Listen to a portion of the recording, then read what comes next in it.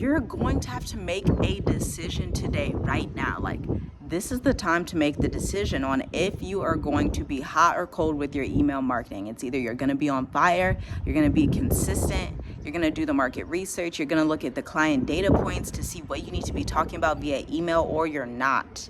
You have to choose this day for your own business and for yourself. You know what? The steps that you take today in January 2025 are absolutely going to dictate the way that you experience the rest of the year. The steps that you are taking in Q1 of 2025 are going to dictate the type of life that you experience in Q2, Q3, and definitely Q4 of 2025, even the beginning of 2026. It's time that you as an entrepreneur begin to understand the implications of decisions that you make or decisions that you don't make. Decisions that you don't make are still a decision. But let me break it down for you. You've been on the fence about email marketing consistently. You're like, oh, I don't know if I should show up more than one time a week. I don't know if I should email my list 3 times a week. I don't know if I want to email them daily. But business isn't about what you want to do, or it shouldn't be. Business is about, what does my prospect need to hear and see from me in order to trust me and to have a relationship where they eventually buy from me. This is the only mindset you should have in business. So I really want you to stop being selfish and saying, oh, I don't feel like it, I don't think, I don't want. I really want you to focus on your impact, focus on your client. Every successful entrepreneur that does multi-millions in business is not so focused on themselves. They know their business really isn't about them. Yes, I'm the one that has the business, but it's really about you on the other side of the camera, and making sure to educate you around email marketing. For you, if you're in finance, it's really about your client, educating them on estate planning, educating them on retirement, educating them on how to structure their business so that they can get more profits, right? It's all about the client. And so if you've kind of been in that mode, trust me, I've been there before, where I'm like, oh, I don't want to, I don't really feel like it. Is that really necessary? And I always snap myself out of it. And I'm like, this business is not about you, girl. This business is about your clients and the impact that they need to reach. Meaning, clients that we have worked with just in the last 2 years, oh my gosh.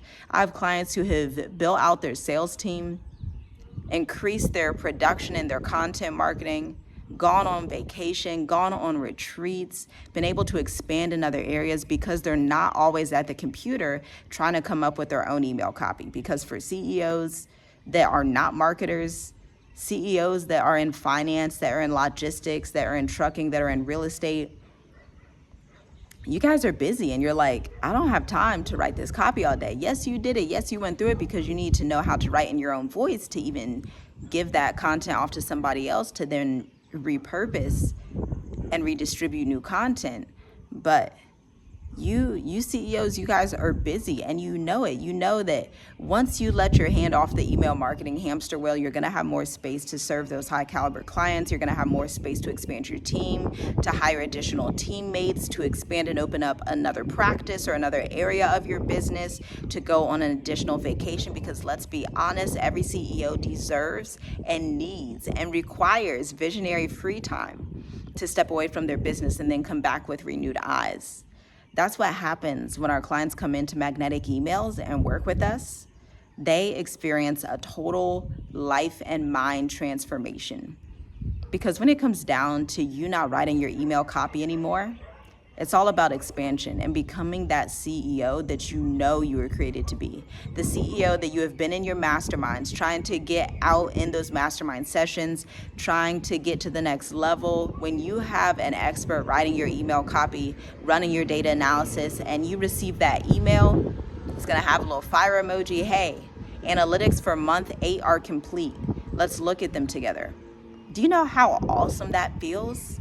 It's like a sense of accomplishment. It's like a sense of prestige almost, like, oh, I have a fractional marketing strategist sending me my data and analytics on a monthly basis, helping me make strategic decisions.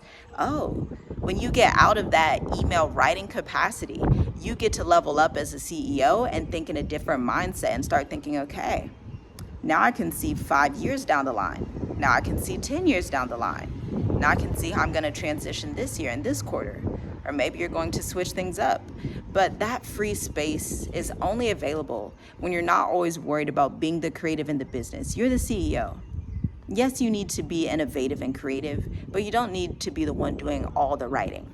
And you know it. You know you're stressed out. You know you sit at that laptop and you're like, I have too much on my plate. I'm doing too many things at once. You feel that guilt. You're like, oh, you almost feel like a bottleneck for your business. That's honestly how you almost feel. You feel like you're almost the one that's just plugging the business up because you know your offers are fantastic. You know you have clients rolling through the door.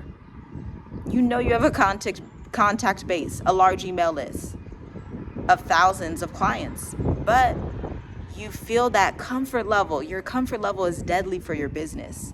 That comfort level of, I've just been writing these emails, so I might as well just keep writing them. And I know you don't look at the data and analytics.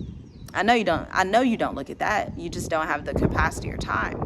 But your business is going to fail for that. And it may not, disappear, and I pray it would never disappear. But when you're not taking an analytic approach to your marketing strategy, you're making these decisions with a blindfold on. Can you imagine just walking around in the daytime with a blindfold on, trying to go about your life making decisions?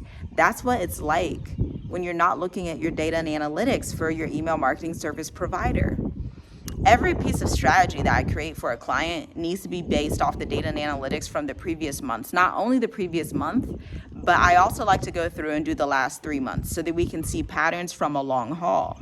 When I'm doing it the last 3 months, I can see, these top 2 topics perform best. These topics perform lower. But then I also have to tell you how I'm even critiquing those topics.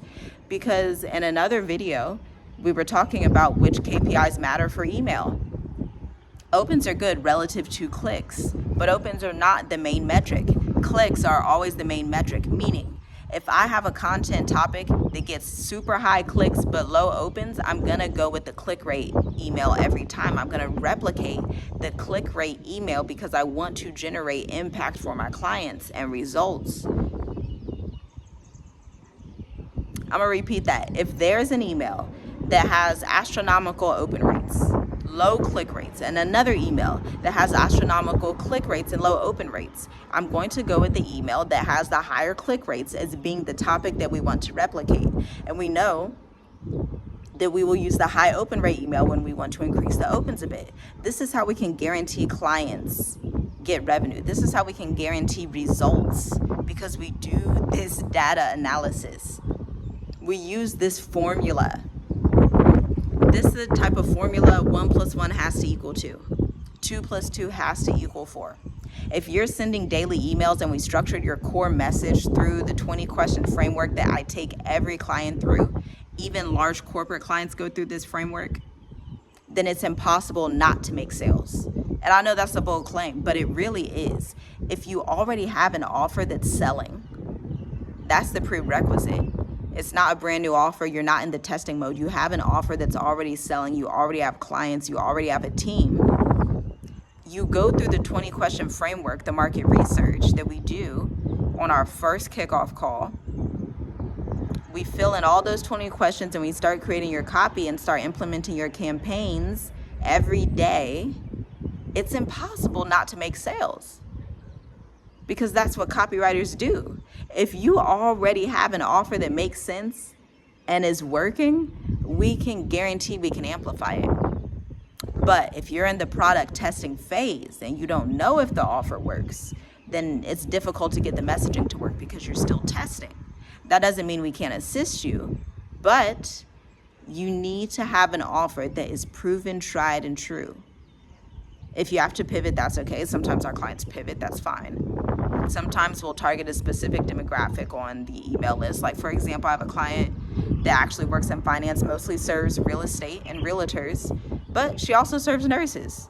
She also serves logistics companies. And so occasionally we'll create an email just for the nurses, just for logistics companies. That goes back to what I was telling you about we're not always creating content to get the best opens. We're creating content to serve people on the email list. We're creating content to open a relationship and get them to book a call with the sales team. That's what we're creating email content for. Okay? And so if this interests you and this has your wheels turning, you're like, okay, I can start to see this.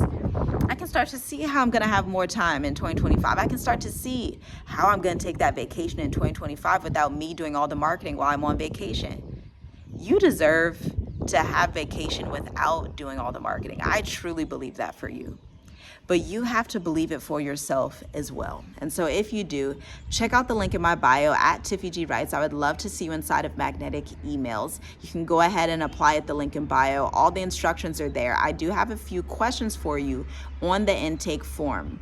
Please fill it out to the best of your ability, because that will help me gauge if you're going to be the right CEO for Magnetic Emails to receive this dramatic increase in email revenue. Talk soon.